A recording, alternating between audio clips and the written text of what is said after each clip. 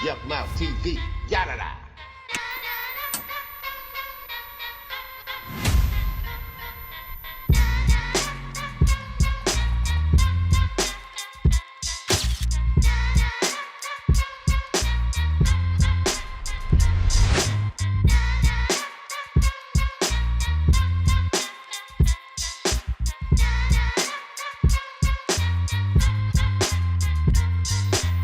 YUKMOUTH TV, yada da.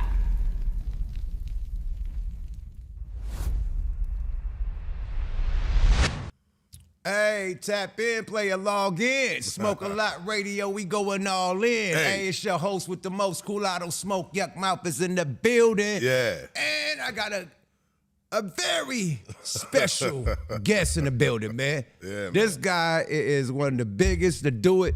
You know what I mean? One of the biggest. When they say down south, the biggest.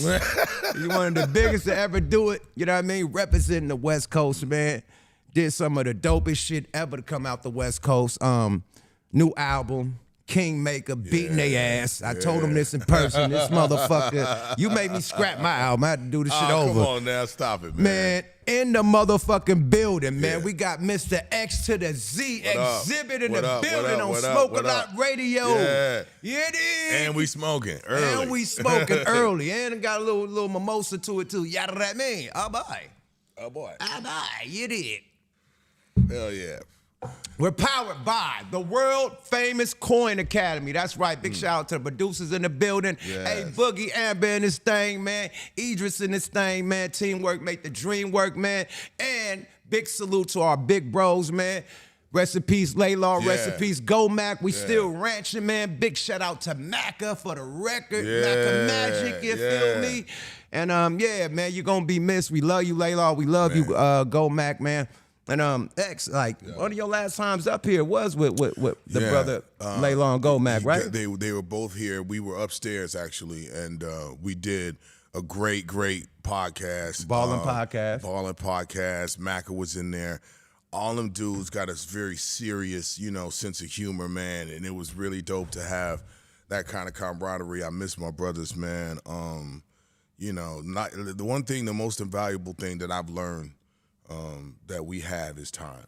Facts. It ain't the material shit. It ain't the cars. It ain't none of that. It's like the time that we have together. So to have that kind of interaction with them and be back in this building, man, it's surreal, but it's dope because look what they built. You know what I'm saying? And our job is to continue carrying on that legacy and that torch. So shout out Go Mac, shout out Laidlaw, one of the pioneers to represent us.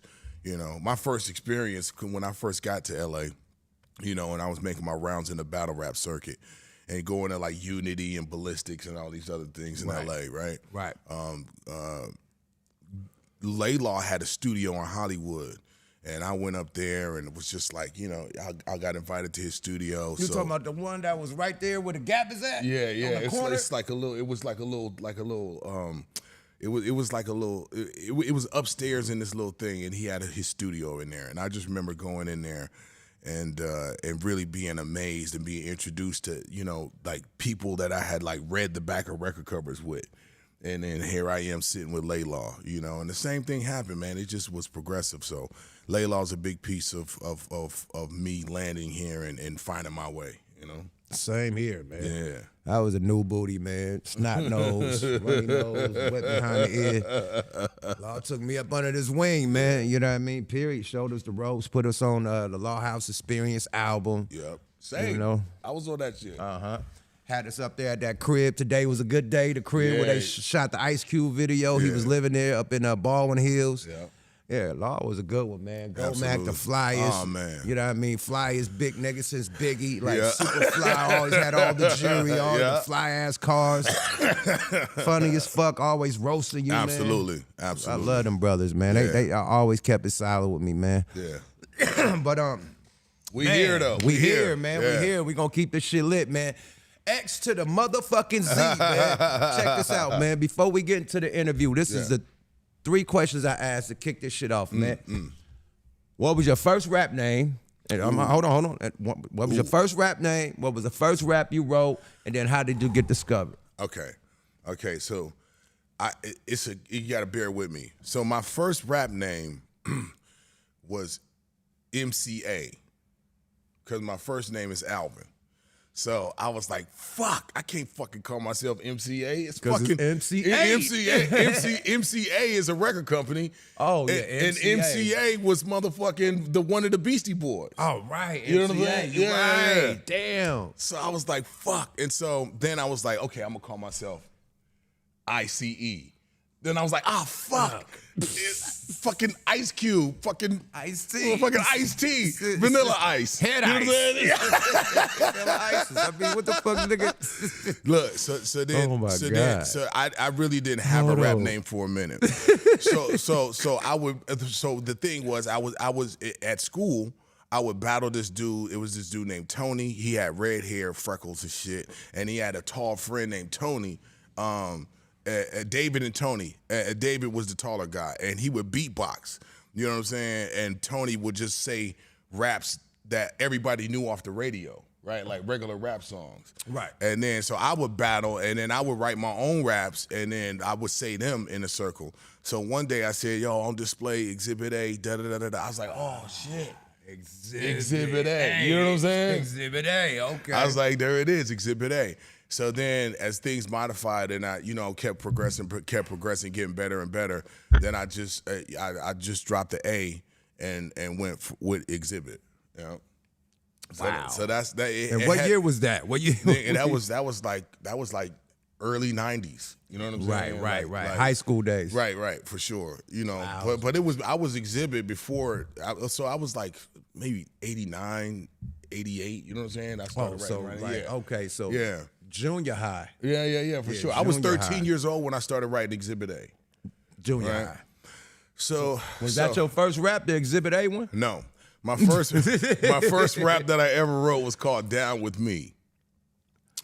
And I used to beat on my chest because I didn't like people beatboxing. You know what I'm saying? I could rap over whatever, but I was like, down with me is what you need to be, chilling and cooling. If not, you just history, lyric expressionist, because I'm the best at this. I pull you over, and then I blow you a kiss. Coming out strong, because I'm the future. You see me pumping and jumping the rhymes to ya. Man, I ain't saying, you know what I'm saying? Like, You didn't want no young X. You didn't want no young A. MCA in this motherfucker. Yeah. You didn't want no young MCA. Yeah, Down With Me was my first rap I ever wrote. I don't know why I still remember that shit, but I still You remember always it. remember the first first one, rap. man. You know what I'm saying? God Like, damn, that's yeah. why I always ask that question. When was the first rap? And that had to be junior high too. Oh yeah, for sure. It was horrible, but it was when niggas was like going like Yeah, this. You know what I'm saying? Like, It's when niggas was moving like that naughty by nature shit. Niggas, everybody wanted to be trained. everybody wanted to do that move. Nigga wanted to You do know the what I'm Shrek shit like a motherfucker. Yo, heavy on the DOS effects. Heavy on the DOS effects. Heavy on the Red Man influence. Facts. Like all of that. I was a real big fan of Def Squad. Facts, and so, facts. So, yeah. DOS effects was them niggas. They don't Yeah. ever get DOS. Yeah. They changed the rap game. They completely obliterated everybody's sound. Everybody was trying to do the iggity riggity. They And fucked then it all up. of a sudden it stopped. You know what I'm saying? I think Then Bone Thugs and them came out. Correct. And kept it going after that. Correct. But before Bone Thugs came, Yeah, them for niggas sure. going crazy, Yeah, bro. yeah. So how did you get discovered, the last one?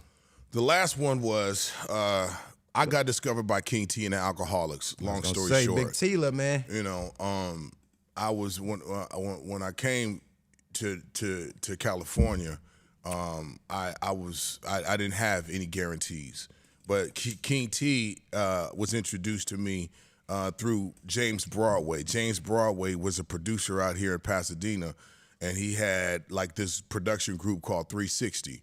And 360 had like Madcap, one of the groups on Loud, like one of the first groups on Loud, and Dillagaff and a couple other groups that were working around. And we were all just kind of like MCs, like huddled around this production. And King T was working on his records, and he had just got signed to do King T for Life. And he was working on that album. I ended up getting on that album, and the first song that was released was a single called Freestyle Ghetto. And from Freestyle Ghetto, that's when I got signed to Loud. So that's basically how I got discovered. Freestyle Ghetto? Yeah. Yeah, who album was that on? That was on King T. King T T's shit? album. Yeah. Oh, shit. King T for life, And yeah. then you gas that mother. It sound like that's been the tale of your life. You'll get on something and gas it. Yeah. And then they like, yo, who's that? Yeah, exactly. Yo, bring him over here. Yeah. It's very organic, man. Right. Like very organic. Like no weird ass motherfucking tricks or you know, gimmicks dance or and shit on none the of corner that. and Yeah, get none of pennies that. thrown at you and shit. It was strictly on skill. But before that, you know, like to be discovered in LA, we didn't have access to like the internet or doing all of the platforms and all the things that exist now didn't exist. There was like the Wake Up Show. It was like Julio G. You know what I'm saying? And it was like Baker Boys. Baker Boys. On 92.3 The Beat or Power 106. It was like if you were on there, then you were doing something in the city. And then, you know, being signed to Loud, Bigger B, rest in peace, he would put on Unity, and that's where we got to cut our teeth performing live for our fans, right? Right. So that's basically how it happened, man. The Wake Up Show, man. Yeah. King T and Sway, man. Yeah, King Tech. Yeah. King Tech and Sway. Yeah.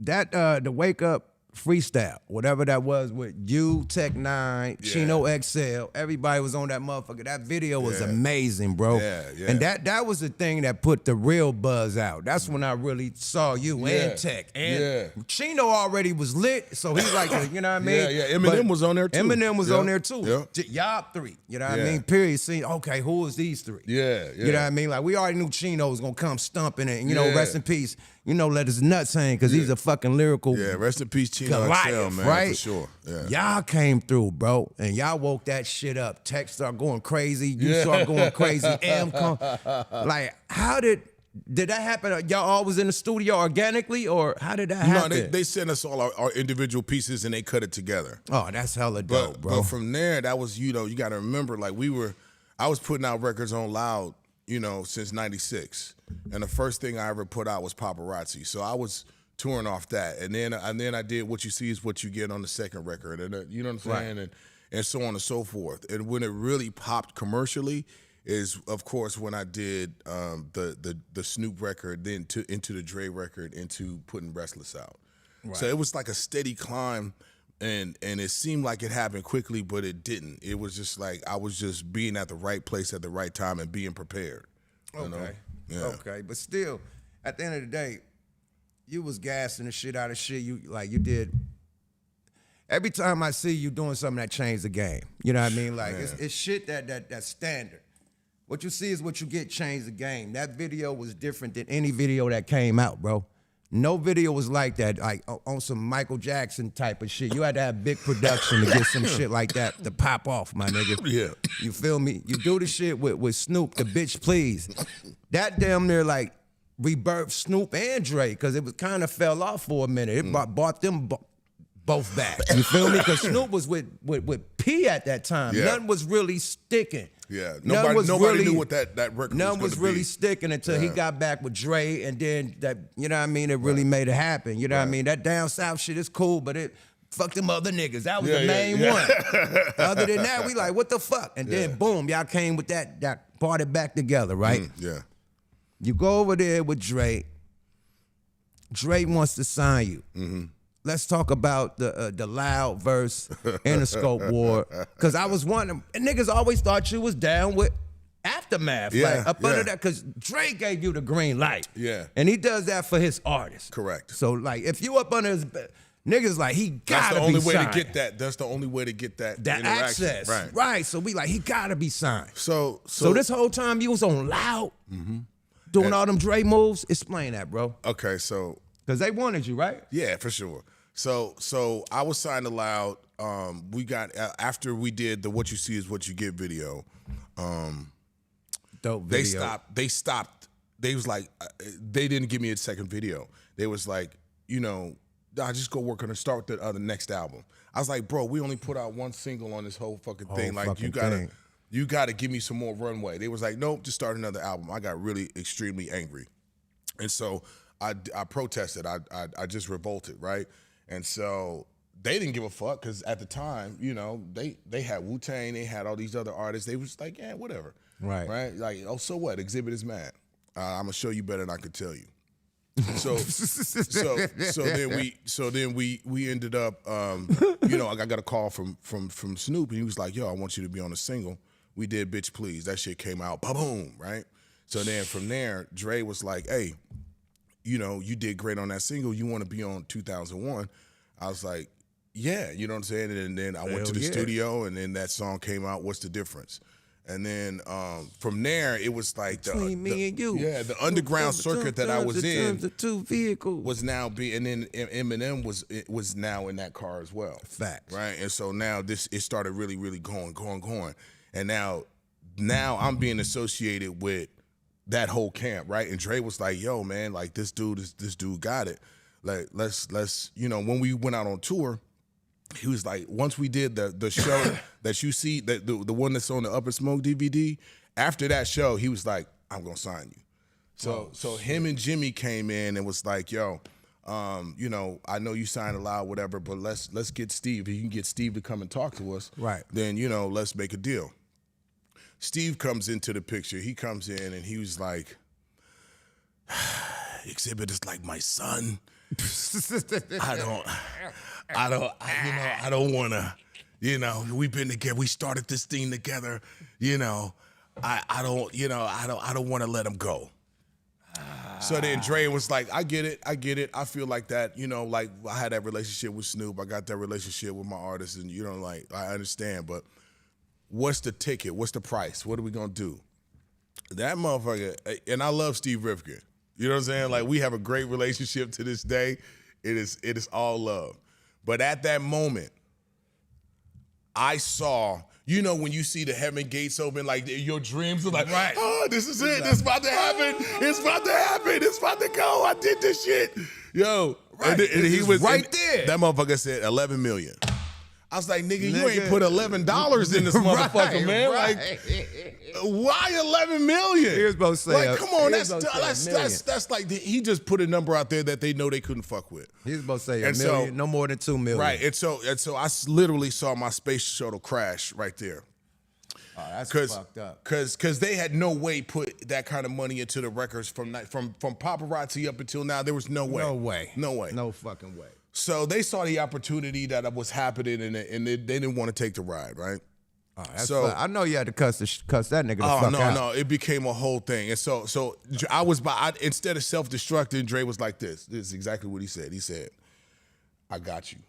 I understand, but I got you." And I have the only executive produced albums from Dr. Dre outside of Interscope Aftermath. They are on Sony, they are on Columbia, and Loud Records. Come on. And so I'm the only artist that he's ever went across the street to perform, produce, and acknowledge as one of his own. So he blurred the lines. But he made him pay. Don't get it fucked up. You know what I'm saying? Like, to come across. Yeah, Dre cost. That was the give. That was the give and the take. You're gonna pay my fees, and you're gonna do that. And he did it even better. He said, none of my portions of payment or publishing are coming from Xzibit. It's coming from your side. And they did it. Wow. Yep. That was the sweetest deal ever. Oh man, it was crazy. So Dre said, "Okay, y'all want to play like that?" Yeah. I got the little homie though, and I'm about to kick y'all. Yeah. Putting y'all ass too. And give me yours. Yeah, give me all of yours. You feel me? And my little homie don't have to recoup none of this shit. Yeah, it's not coming out of my side. It's not coming out of his side. It's coming out of yours. So the people that understand the record industry and the record business, that's a huge, huge thing. And so, me and Dre have been really tight since, like back in the day, man. And so I still consider him a brother, a friend, a mentor, and I can confide in him and he confides in me. And our relationship is fucking amazing. It's dope. Man, this is a 25-year anniversary, right? Yeah. We got that. We got the 25 years of Restless anniversary coming up. We released it in December of 2000, and so now we ready to celebrate that again. We're going to do it December 13th in Long Beach at the Arena. I'm there. Yeah, it's gonna be crazy. It's an all-day I'm event at the though. arena. Yeah, I've been in cannabis a long time. I've been in the low riding a long time. So we just gonna combine all the things. It's an all-day event. Oh, so it's gonna be a car show It's gonna be low riders. It's gonna be cannabis vendors, and then at the end of the night, we gonna perform with a live band and perform songs off Restless and all the other catalog I got. I may perform for 2 hours. You know what I'm saying? We got that kind of shit. So. It's gonna be December 13th out of Long Beach. It's gonna be crazy. Yeah. Oh yeah, I'm there. It's only 2,000 tickets, right? It's only 2,000. So them motherfuckers, they're gonna be gone. They gone. You know what I'm saying? Like, gone, bro. All day event. Yeah. Go to Xzibit.com. You can get yours early. They gonna move quick. But you know, I got the 2 stores too. That too. We're gonna talk about he fast. He does his own interviews. I know. But I'm just saying, there's gonna be some good ass weed there. It's gonna be. His vendors gonna be in the building. No, the vendors is in the building. Come on, man. It's big shit, man. Come on. Can we do? Can I name 5 people and you tell me what impact they had on your life? Okay.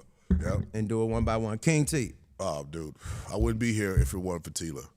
For sure. I also wouldn't be an alcoholic if it wasn't for Tila. Oh, he turned you out. He got you drinking like a motherfucker. Oh my God, man. Corrupt turned me out, man. Yeah. Yo, King T, man, that brother, man, he saw something in me, G, that I thank him for seeing, you know, because I was fresh off the block. You know, I didn't know nothing about nothing except what I was doing. And so for him to see not a liability, but he saw an opportunity, and he gave me mines. So King T, salute forever. Big salute to King T, man. Tila, man. Yeah. Game recognized game.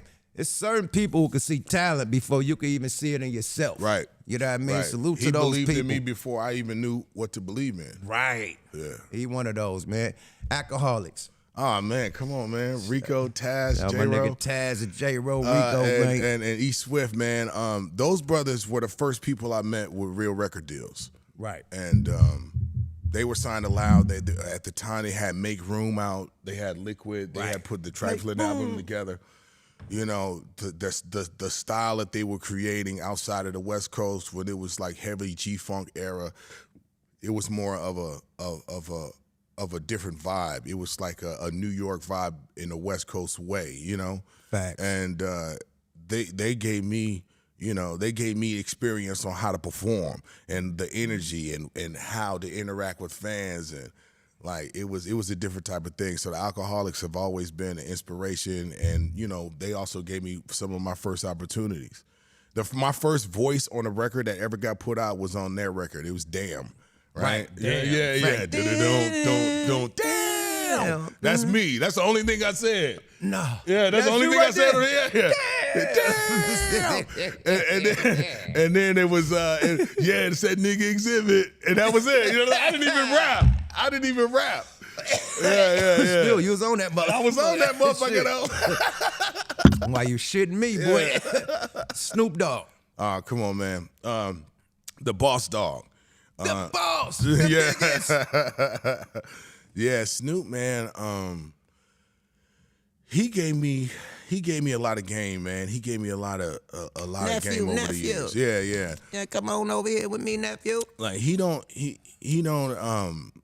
really say nothing that he don't really fuck with. So when he was reaching out and asking me to do the Bitch Please record, and you know, we didn't have no real relationship up until that point. And then when that happened, it was like, you know, we sitting on the video shoot, and now all of a sudden I'm shooting videos with Snoop Dogg, and, you know, like he gave me a lot of information between the times that we were working together, right? And so to see him where he is now, and to see all the adversity and all the trials and tribulations that he's been through, to be settled and to be stable and to be, you know, moving on and giving other people opportunities that we were given when we were younger. You know what I'm saying? Like that's a really dope place. That should be an inspiration for all of us. Facts. You know, where we supposed to land? What are we supposed to be doing? For the community, for the kids, for everyone, right? Snoop, his entrepreneur, his philanthropy. You know, like going out and having so many kids come out of his football league to the NFL, having, you know, endorsements on a global way. He's a powerhouse. He's an icon. Yeah, super icon, man. Super icon, man. The list could go on and on, but I want to get to because you already said the shit about Dr. Dre. Hey, we need some mimosas for us. Where's the orange juice at, nigga? Right now, we're just drinking. Drinking that shit raw. Raw dog McGraw, baby. Hold on, man. Last name, Dr. Dre, before we go into the other question. Yeah. Dr. Dre. Dr. Dre, first of all, you got to understand, you know, he's had $1 million in the bank since the 80s. Facts. Ain't no doubt in that shit. So you could imagine, you know, when I got $800, I got motherfuckers on my line. So imagine how many people are bombarding him with ideas and trying to finagle this or finagle that. But dangle. I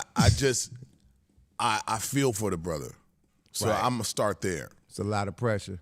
So when I was introduced to him, the first time I walked in the studio, I was over there to work on one of the songs, the singles that we did. And it was just me and him in the studio. And I laid my verse. He played the beat. I laid my verse. I thanked him for the opportunity, and I left. Got the fuck on. I didn't say like, hey man, so yo, I'm Xzibit and let me play this, or can I get your number, or can I, you know, how can I send you something, or trying to advance myself when I was just there for one thing. I did my job, and then I thanked him and I left. That's something important to notice there.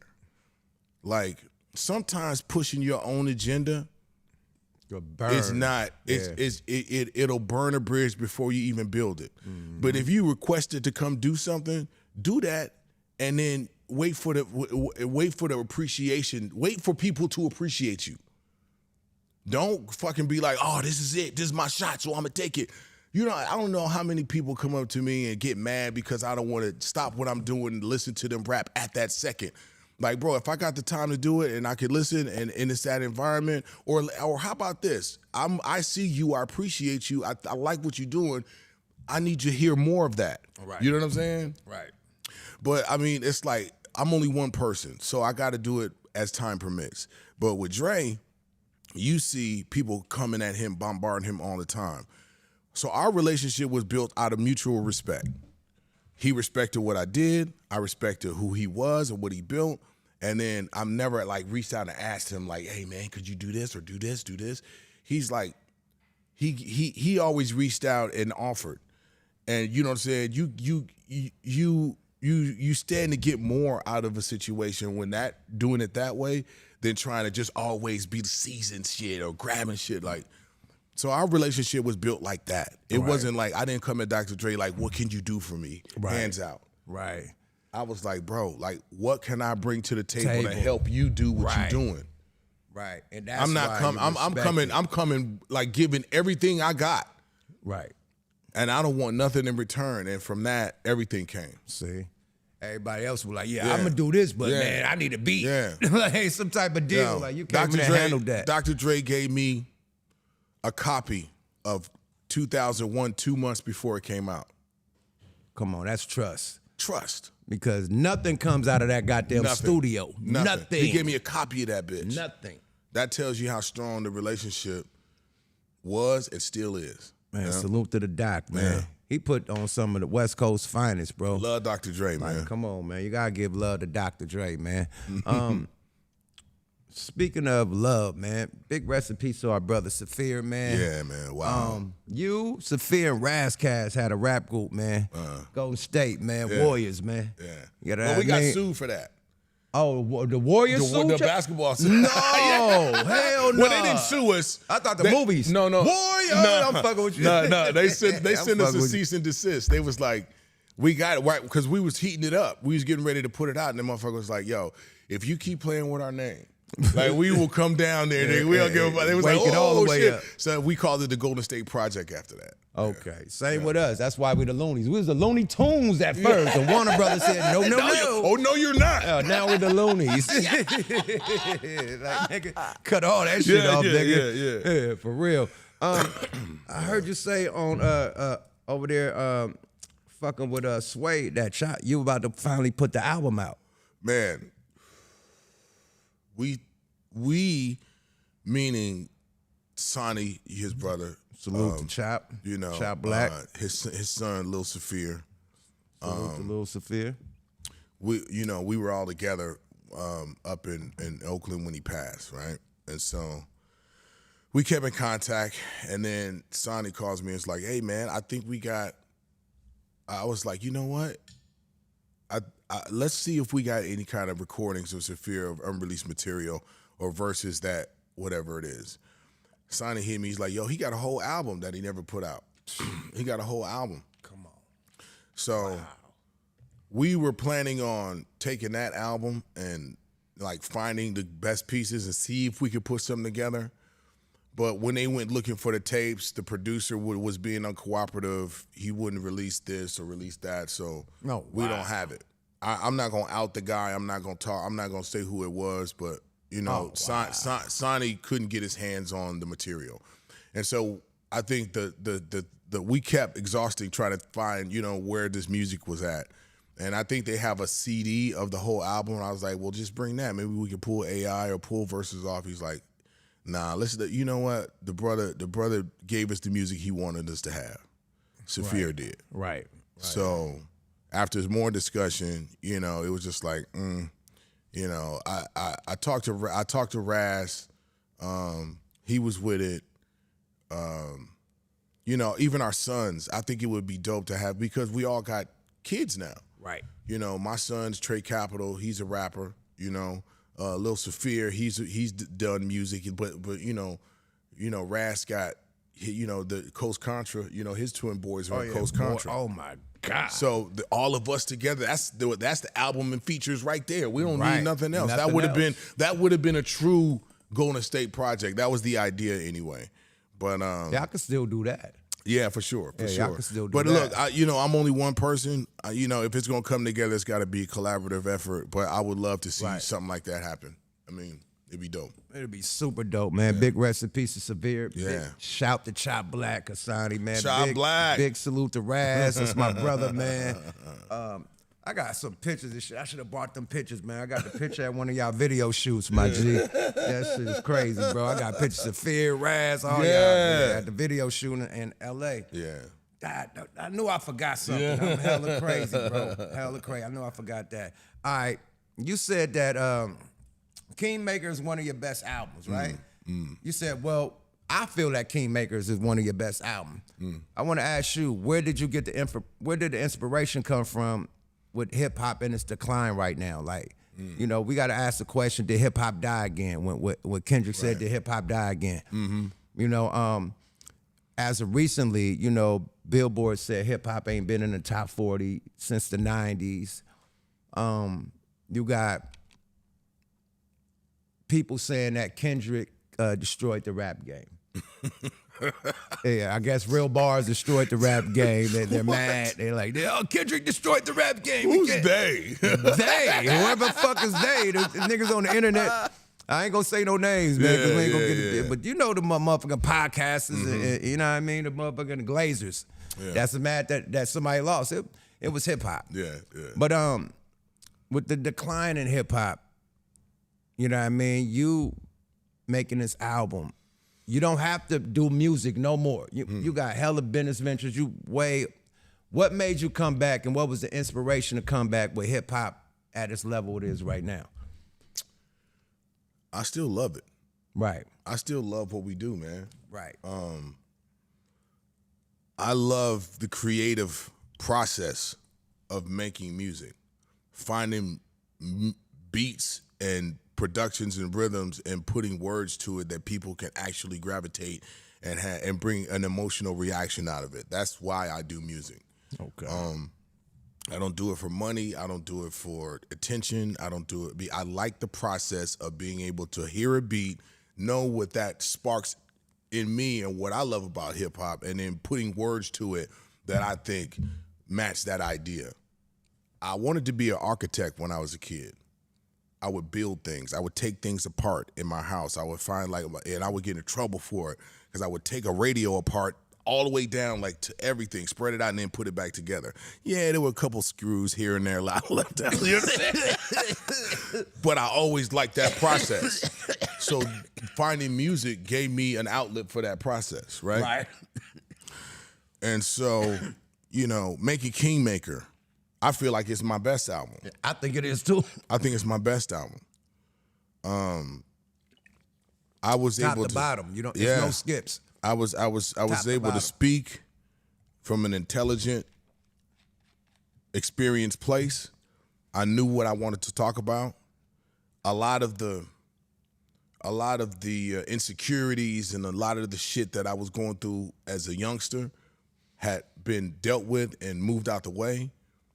So now I got this instrument and this platform that I can speak the way I need to speak. And I think that I grew up in front of my audience. I wasn't professional and polished when I first came in. So I feel like I grew with my audience, and now they get to see the best version of me. And so what? It happened at this time, but my audience deserves to hear when I'm at my strongest. Facts. And so that's why Kingmaker came out the way it did. And so I feel like putting music out in 2025 is a blessing, it's a privilege. Yes. And to address what, it was a two-part question. So that's why the album is called Kingmaker. It's not because I'm sitting on a throne. It's because here's what made me successful. Here's the information, the habits, the things that have made me get to where I got to go to. You know, now there's always going to be people bigger and more successful, but nigga, from where I come from, I'm the shit. I'm the shit. I'm him. Nigga, we did the impossible. Right, and still here. Right. So I feel longevity. I feel like I feel like knowing what your reality and what your fucking definition of success is and being happy in that is part of what makes you happy, right? Right. No, not chasing somebody else's dream or looking at how green somebody else's grass is and expecting yours to be that. Right. You know, sometimes niggas got gravel. Sometimes niggas got sand. You know what I'm saying? Right. Dress that motherfucker the best way you can, Best my nigga. way you can. And be happy with it.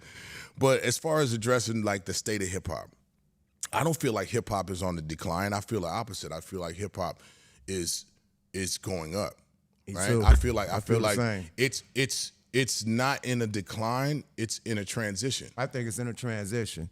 It's in a transition. Good transition. Because, I mean, you got to remember, you know, from the days of the Cold Crush Brothers and you know, Run DMC and all that, you know what I'm saying? Like, when the 90s came in, it was a whole different animal. Facts. You know what I'm saying? Facts. And we were way different than that. And then now, a new generation coming in, and they got all these different, you know, technologies and ways to communicate, and their attention span is short, and they got a whole new language. Like, they don't say our fucking slang words, they got their own slang words. Their own you know slang words, right. And they got their own identity, and they got their own vision of the world, right? We don't know what that vision looked like because, you know, we looked at it through a different lens, so their lens is different. But I will say this about hip-hop. I'm glad it's not in the top 40. I'm glad it's losing its luster because people start treating hip-hop like a hustle. And it's not a hustle.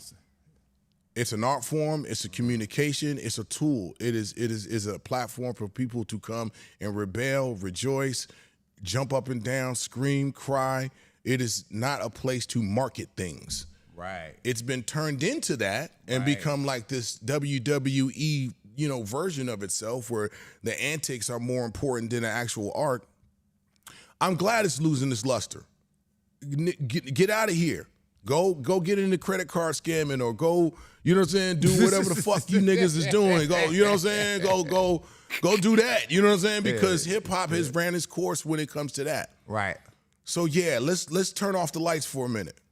Let's let people exit the party. The people that love this shit are gonna be right here. Still gonna be here. When it starts becoming an attention magnet And people just get in, oh, I'm a rapper, I'm a producer, I'm a video, I'm a nigga. No, you not. No, you not. You got Wi-Fi access in a laptop, nigga. Like you don't have no production. And now AI is gonna make it easier for those people to coexist, right? Right. So I think it's this. I think hip hop is growing, and I think that we, as the creators and the people that have been here and seen through transitions, need to take some initiative. And when I say that, I'm like, we need to expand the category of hip hop into genres. Right. It ain't no way that Everything is just hip hop. Hip hop is not. It should be adult contemporary. It should be boom bap. It should be new age. It should be trap. It should be battle rap. It should be, you know what I'm saying? Like gangster. Yeah, like they do it at the Grammys with all kinds of pops. Facts. Because hip hop has grown that much. Facts. So ain't no way that, you know, Cardi B and Sexy Red need to be competing with motherfucking Tribe Called Quest and motherfucking Xzibit. You know what I'm saying? Not at all. That should be a like whole different it should be a category. whole different thing. And then that way people can understand, okay, cool. I'm not turned off by hip hop. I just like a certain type of hip hop. And then now we giving them the option to do that. But that's not gonna come from nobody who don't love it. They happy the way it is because they can operate under this banner of, okay, that's not hip hop. That's everything is hip hop. No, it's not. Travis Scott and Playboy Cardi shouldn't be competing with motherfucking Coast Contra. You know what I'm saying? Not at all. And all this, it's two different things, man. Absolutely. You know? But I think that discussion is made by, you know, the gatekeepers ain't here no more. Right? Facts. You could try to gatekeep, but you just look weird. You know, you just like, nigga, we're not doing that anymore. Right. You know, independent is the way to go. How you interact with your fans is the best way. Best way to go. The best way to do it. Like, how creative can you be with interacting with your fans? What can you offer them on this multi tasking generation where their attention span is 2 seconds? 2 fucking seconds. How you gonna hold them? Right. How you gonna hold them for as long as you can to give your message the way you need to give it? And that's where creativity comes in. Facts. Like I said, man, your album made me want to trash my album, which I start over from the beginning, man. Like it's at the end of the day, hip hop ain't dead, but it's a bar, right? Yeah. It's been set at a bar, and that bar is being topped right now with albums like yours. You know what I mean? Kingmaker with albums like The Clips. You know what I mean? Yes. Let God sort them out. You know, of course, G and X. Yeah. You know what I mean? Jig, you know what I mean? Yeah. Chance the Rapper. We could go on and on. Like, it's people dropping some hot shit right now. Lyricists. But the bar is up. Yes. And that's why they saying it's dead, because they can't get above the bar. Cause you don't got a vocabulary, nigga. Yeah, Read a book. They gotta get above the bar, man. Read It ain't some, about nigga. being the bar. It's about being above the bar. Way more creative than what the standard is. Right. And they don't want to get more creative. So now they say, oh, we don't want to do it. Our shit ain't selling no more. No. Get more creative, my nigga. Make shit that's past the bar, not just the bar. And that's pay what attention. shit. Pay attention to the audience. That the too. audience will tell you what they want. That too. And thank God Kendrick came out and did what he did. You know, Facts. like raise the bar. Raise the fucking bar. And don't complain that the bar is raised. They don't do that in no other fucking professional genre anywhere. It's about getting better and better. If you, nigga, the NFL got standards, nigga. If you can't meet these standards, you can't be on the NFL team, nigga. Period. So raise the bar. Raise the fucking bar. Yeah, up, thank man. God Kendrick came out and did what he did. So look, man, you Be Real, Burner, you know what I mean, Snoop, Afro Man. There's a few brothers in hip hop that I know have dispensaries and cannabis ventures, man. How does it feel to diversify your portfolio? You know what I mean? Yeah. Step into some. I seen you do the big opening in Beverly Hills, man. That's huge. I wanted to tell you. Next time I need an invite when you do something like that. I'm right out here, my brother. Yo, come on. But that Percy was there, so Percy was there doing his 1-2. How does it feel, man? Like, you know what I mean, to come from just buying sacks on the block to actually owning your own medical dispensary that's help people. Yeah. It ain't just about smoking weed. It's medicine. You know? Bro. I'm a big advocate for cannabis. We was, making records about it and supporting and, going to jail for this shit before it was legal. So to be able to create businesses now that are centered around the cannabis culture, I mean, I think it was a natural thing. It was like very organic to go into that space. So the thing is, I've been in cannabis not overnight. This is not just me putting, you know, my shit on a label like a mascot. Like, I created some of the biggest brands in cannabis with, you know, from Brass Knuckles with some partners of mine. Like, we were the first ones to come in and really explode in the vape industry. Facts. And then coming after that and launching the, you know, the grenade with napalm, the 8-gram pre-roll. That's the way I like to smoke. Right. You know what I'm saying? Like I was, you know, in the backyard during the pandemic creating that shit. You know what I'm saying? Put that shit out. So you rolled the 8. You made that in the pandemic and said, yeah, fuck it. yeah. I was in my backyard just bored, and had a bunch of weed, and I was just trying to. I was like, what's the biggest joint I could roll? Right. And I also had this packaging. I was going to originally put gummies in that grenade.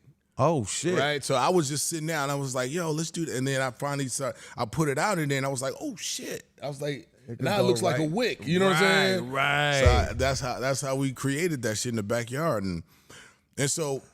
Long story short, I've had my experience, you know, through, you know, trying to build these brands and being competitive in the scene. I was like, you know what? It's a headache.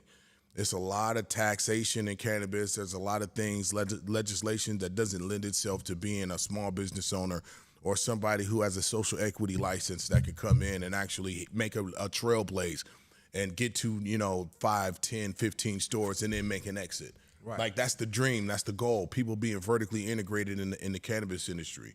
But it's so many people trying to chase that same dream. That same dream. So, you know, even though we had massive success with the brands we created, it's still not enough. Right, right. So I was like, you know what?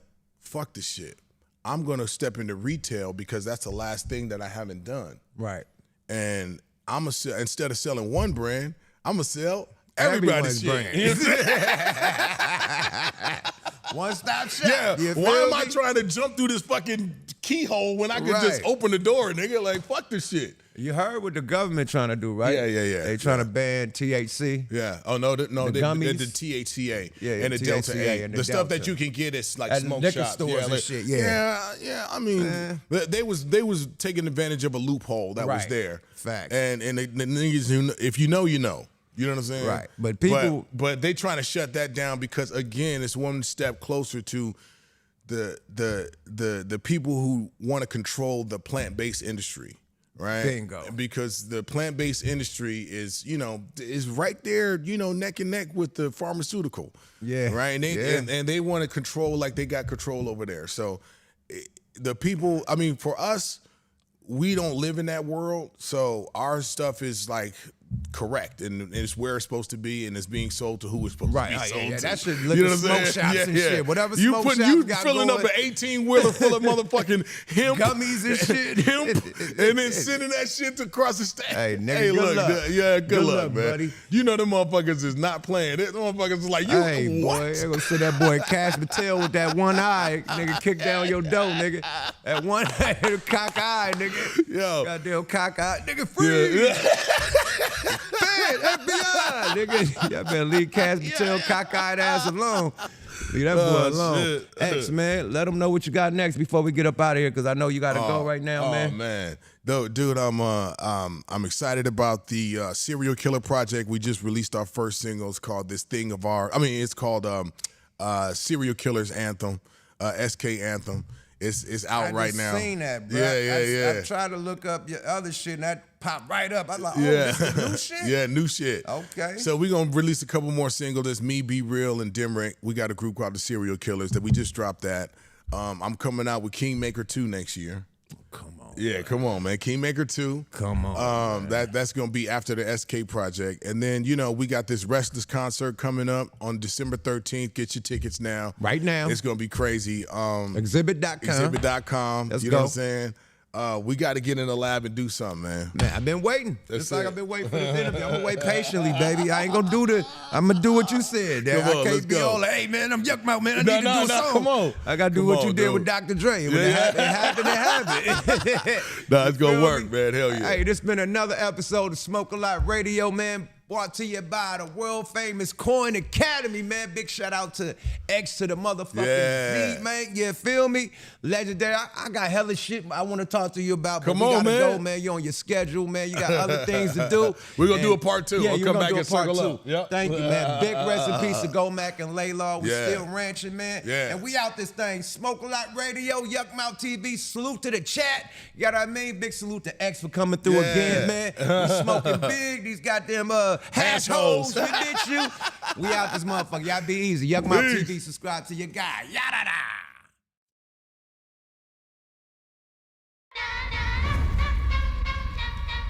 YUKMOUTH TV. Yada da.